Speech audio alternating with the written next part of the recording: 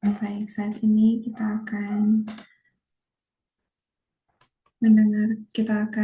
mendengarkan lagu pujian ya, yang akan dibawakan oleh Mika Nasitumorang. Kita ikuti lagu pujian.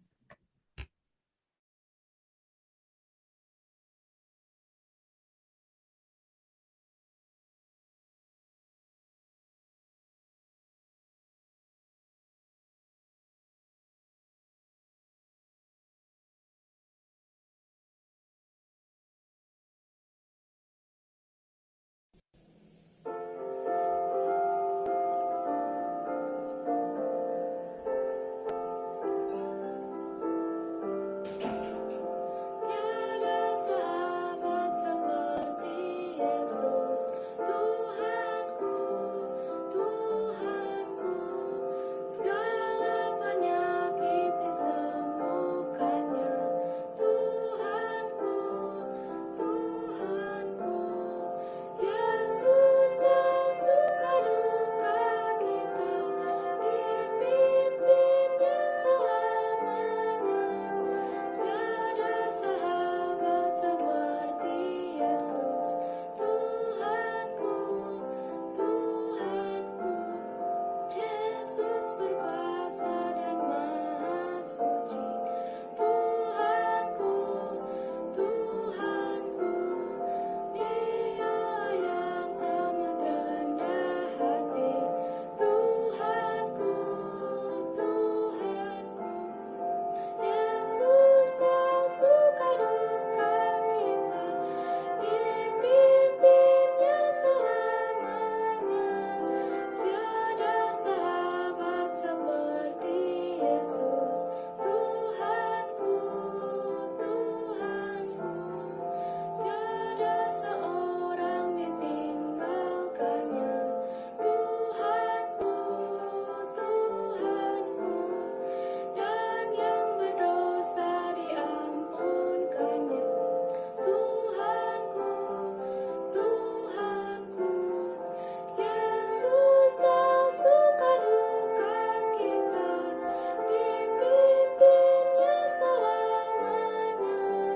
Tiada sahabat seperti Yesus, Tuhanku, Tuhanku.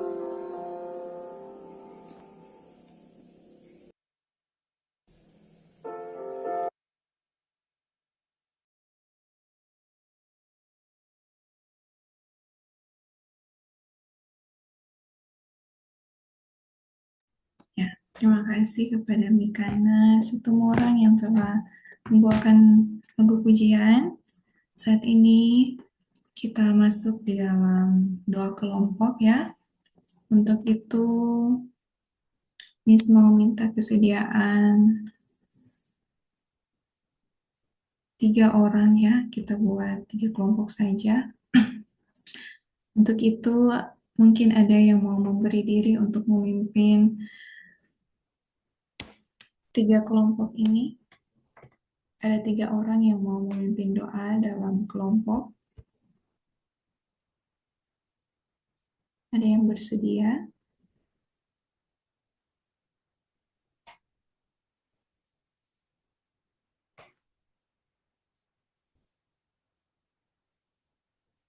Dari Yafet, Yafet bisa untuk pimpin satu kelompok untuk doa.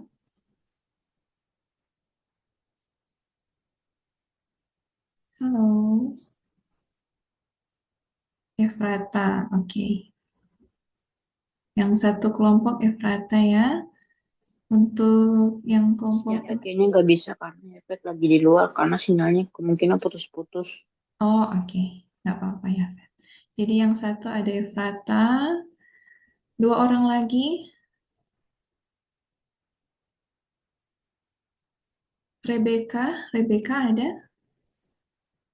Rebecca boleh pimpin satu kelompok. Rebecca sama Teresa. Bisa pimpin satu kelompok. Rebecca, kelompok 2, Bisa, Teresa. Miss. Bisa, Teresa? Bisa, Miss. Oke, Teresa kelompok 2, Rebecca. Rebecca kelompok 3 bisa? Iya, Miss. Oke, jadi kelompok 1 ada Efrata ya. Oke,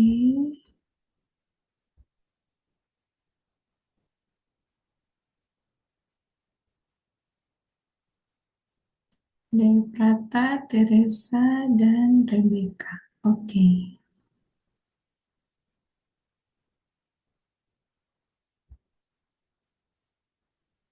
silakan masuk ke room masing-masing dan selesai berdoa kembali ke main room ya.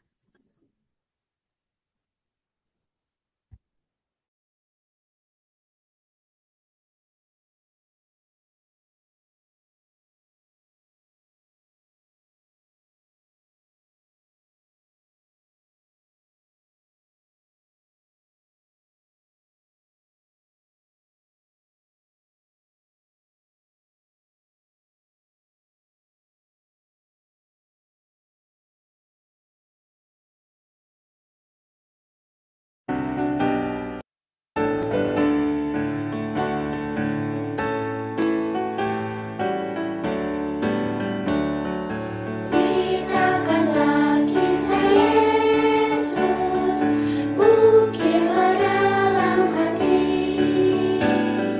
Kisah indah Sang Penebus, indah tiada terperi. Ceritakan kidung malaikat menyambut juru selamat. Mulia Allah Maha Tinggi, damai di atas bumi. Ceritakanlah kisah Yesus, ukirlah dalam hati. Kisah indah Sang Penebus, indah tiada terperi.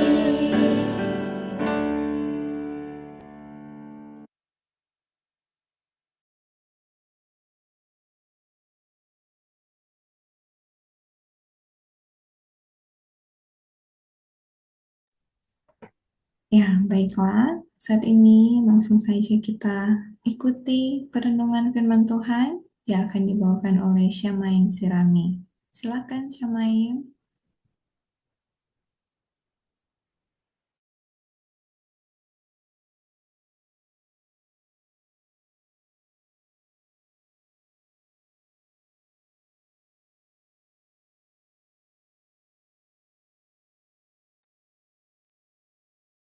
Baik teman-teman, sebelum saya mulai, mari kita satu dalam doa. Bapa kami yang bertata dalam sorga, pada saat ini kami telah siap untuk mendengarkan firman-Mu.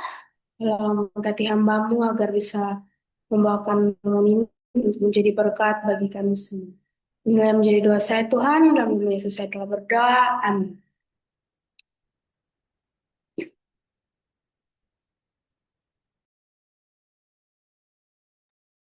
Baik, judul dari renungan kita di hari ini adalah Kamu harus memberi mereka makan. Dari buku Kerinduan Segala Zaman, babnya yang ke-39. Di sini saya meringkasnya dan membuat 7 pelajaran penting dari mujizat memberi makan 5.000 orang. Yang pertama, Yesus tidak marah atau terganggu kalau orang datang padanya. Dari lereng bukit, ia memandang rombongan orang banyak dan hatinya terharu oleh perasaan simpati. Meskipun terganggu dari tidurnya, namun ia tidak marah. Ia melihat suatu kebutuhan yang lebih besar yang menuntut perhatiannya di saat ia memperhatikan orang banyak datang makin bertambah banyak. Maka tergeraklah hatinya oleh belas kasihan kepada mereka, karena mereka seperti domba yang tidak mempunyai gembala. Dengan meninggalkan istirahatnya, ia mencari suatu tempat yang menyenangkan di mana ia dapat melayani mereka. Mereka tidak mendapat pertolongan dari imam-imam dan para pemimpin agama. Tetapi air hidup yang menyembuhkan jiwa itu telah mengalir dari Kristus di saat Ia mengajarkan kepada orang banyak tentang jalan keselamatan. Yang kedua, dengan iman kita percaya Allah akan membuka jalan walaupun tidak ada makanan saat itu. Di sini dia mengatakan bahwa tetap Yesus berkata, kamu harus memberi mereka makan. Saat itu tidak ada makanan untuk dimakan. Tapi kalau ada orang yang lapar, kita harus berdoa dan setelah berdoa, kita harus cari apa yang ada dan bawa itu kepada Yesus. Nanti Tuhan buat itu menjadi banyak. Yang ketiga, kita harus makan yang sederhana. Makanan yang sederhana yang diedarkan oleh tangan murid-murid mengandung suatu pelajaran yang sangat penting. Makanan yang sederhanalah yang telah disediakan. Di sini kita bisa pilih mana makanan yang sederhana. Kita ada makanan yang pedis, bergaram, manis, atau junk. Yang keempat, Allah rindu kita terlibat dengan Allah, memperhatikan kebutuhan orang lain.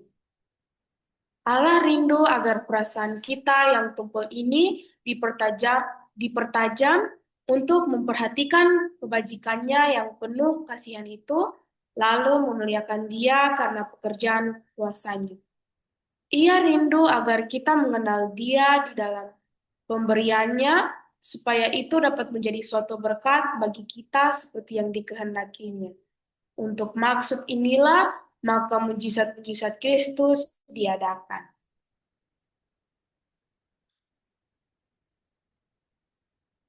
Yang kelima, bergabung pada Bapa di sorga.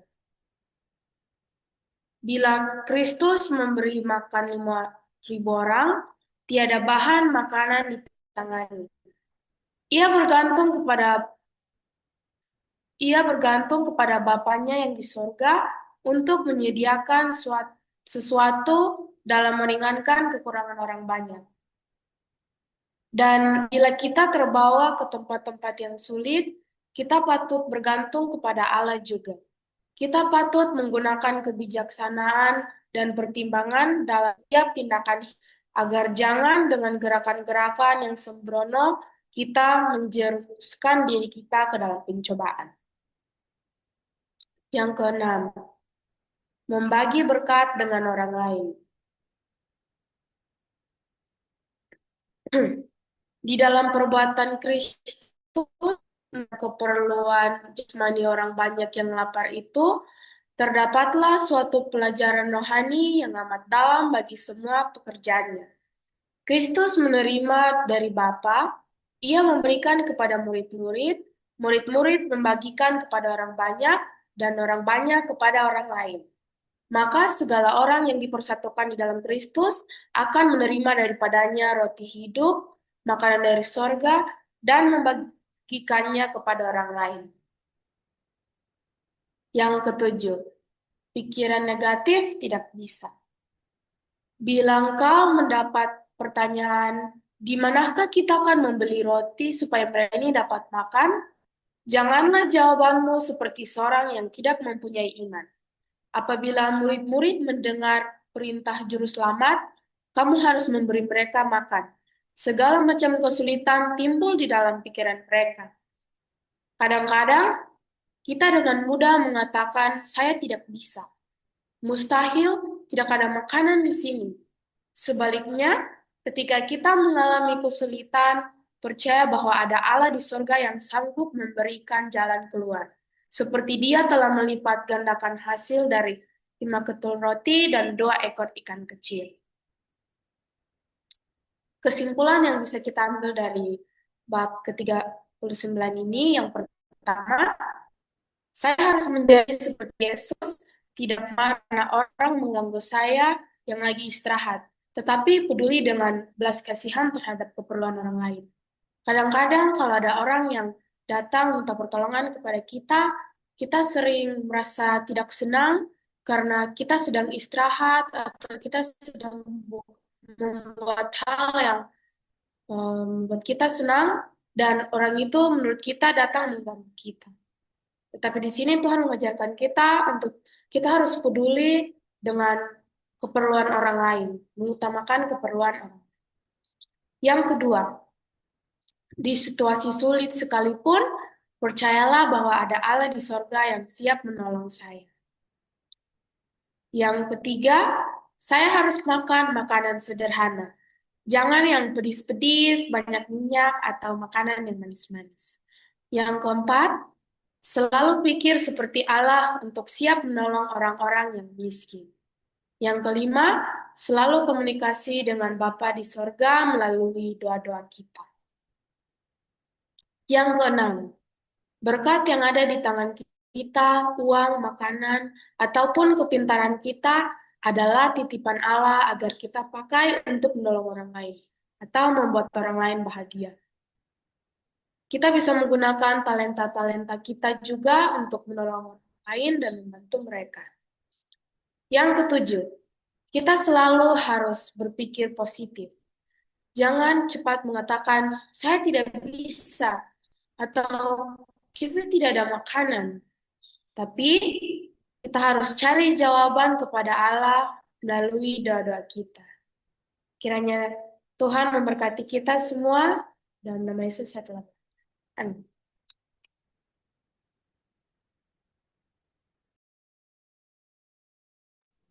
Amin. Puji Tuhan, terima kasih Syamaim atas berkat renungannya bagi kita semua di hari ini. Biarlah kiranya Syamaim terus diberkati Tuhan bersama dengan keluarga ya. Baik, saat ini kita akan tutup weekly online worship kita. Kita ikuti lagu tutup.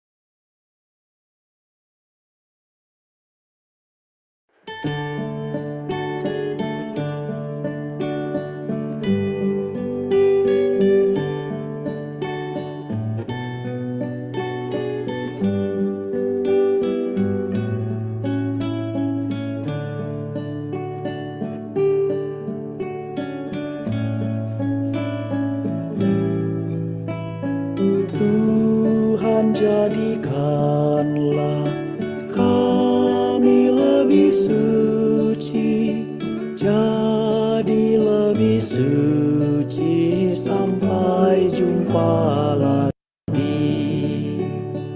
Tuhan jadikanlah kami lebih setia, jadi lebih setia sampai jumpa lagi.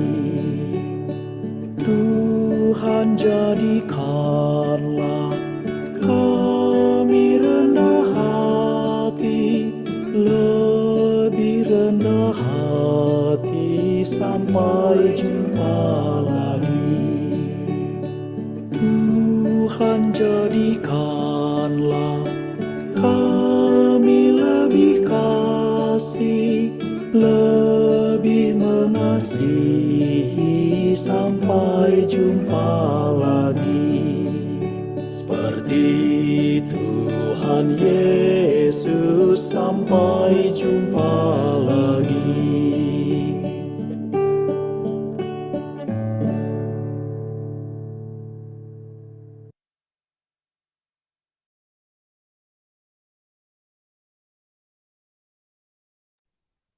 Baik, untuk doa tutup diminta kesediaan sekali lagi oleh Syamaim.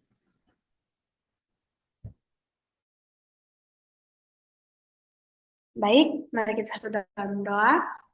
Supaya kami betul dan sore saya telah mendengar renunganmu tentang bagaimana kita harus membantu orang lain dan mengikuti teladanmu. Berkati semua teman-teman di sini, dimanapun mereka berada, dan juga Miss Clarissa. Inilah menjadi doa dan harapan kami Tuhan, dan melalui saya telah berdoa. Amin. Amin. Puji Tuhan.